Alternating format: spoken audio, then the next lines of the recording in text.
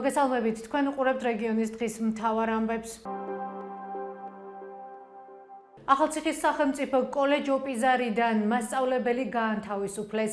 იგი თვლის, რომ მისი განთავისუფლება უკანონოა, ვრცლად გთავაზობთ სიუჟეტს. მერი სახამბერიძე მის კაბინეტში დამიბარა, დამემუქრა, არსებობს ყველა მტკიცებულება. მუქარა განახორციელა ჩემი მიმართ და უბრალოდ სისრულეში მოიყვანა. მარიამ გოგნაძე ახალციხის სახელმწიფო პროფესიულ კოლეჯ ოპიზარში დაახლოებით 5 წლის განმავლობაში ფრჩხილების მომსახურების პროგრამის ხელმძღვანელი და მასწავლებელი იყო.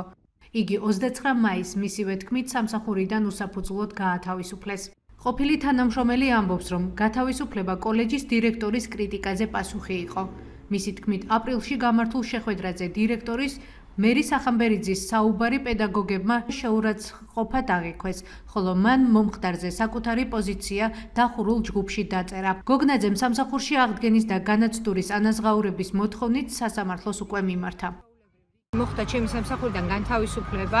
ამის მიზეზად მე პირადად ვასახელებ, 2 წერილი მივწერე, მაგრამ ფიზიკურად არ მიპასუხეს და ვერ გავიგე საფუძველი რა გახდა, არც ბრძანებაშია მითითებული.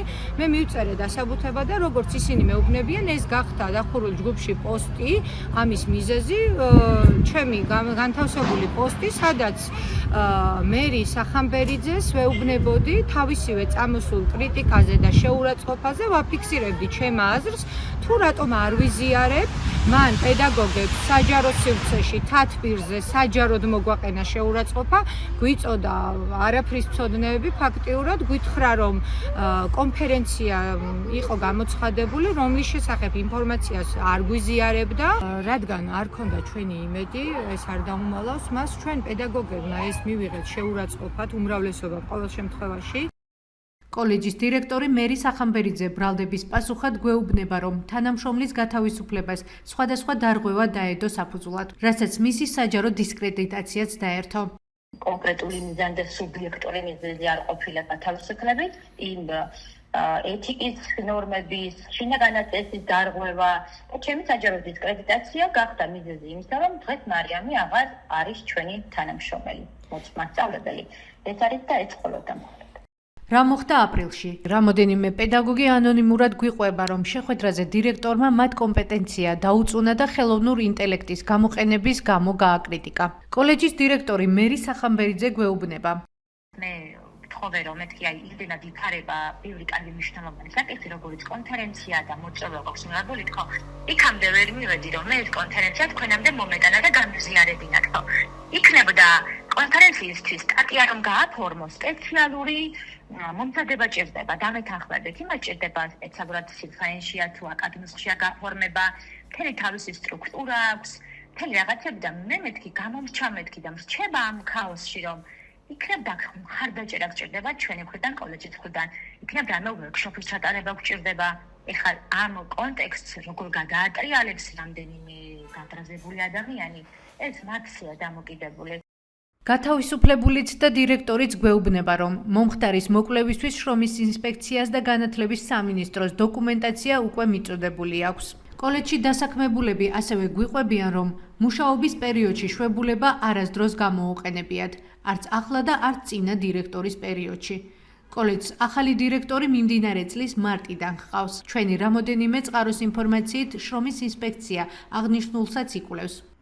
შვებულებების ნაწილი ჯერ კიდევ წინა წელს იყო დაწყებული და ამასთან დაკავშირებით არაერთი განმარტება მიეცა ბატონ მარიამს. ჩვენ სარგებლობთ იმ კანონმდებლობით, რომელიც გვაქვს რეგულაციის ფარგლებში და შესაბამისად მარიამთანაც იგივე კანონი მოქმედებდა შვებულებასთან დაკავშირებით. პროფესიული საგანმანათლებლო კოლეჯი 1977 წელს გაიხსნა.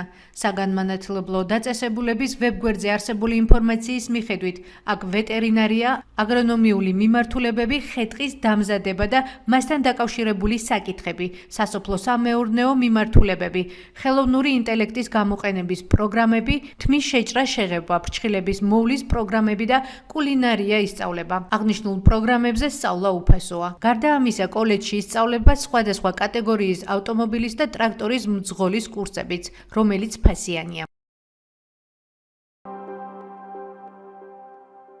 დღეს ახალციხეში ახალციხეელობა და პირველად ქრისტიანული მუსიკის ფესტივალი იმართება. დღეწმინდა შალვა ახალციხელის სახელობის ტაძარში საზეიმო წირვა-ლოცვით დაიწყო. სადღესასწაულო ღონისძიებები კი მთელი დღის განმავლობაში ახალციხის ციხის ტერიტორიაზე მიმდინარეობს. პროგრამაში რაინდული წარმოდგენები, ქართული გალობა, საპატიო ახალციხეელების დაჯილდოება და ქრისტიანული მუსიკის ფესტივალია. წელს ახალციხეელობის აღნიშნვა ადგილობრივ ბიუჯეტს დაახლოებით 91,000 ლარი დაუჯდა. ეს იყო ჩვენს ხელთ არსებული დღევანდელი ბოლო ინფორმაცია. მეტი და დეტალური ინფორმაციისთვის ეწვიეთ ჩვენ ვებ და Facebook გვერდს. გმადლობთ რომ გვიყურებთ. ხვალამდე.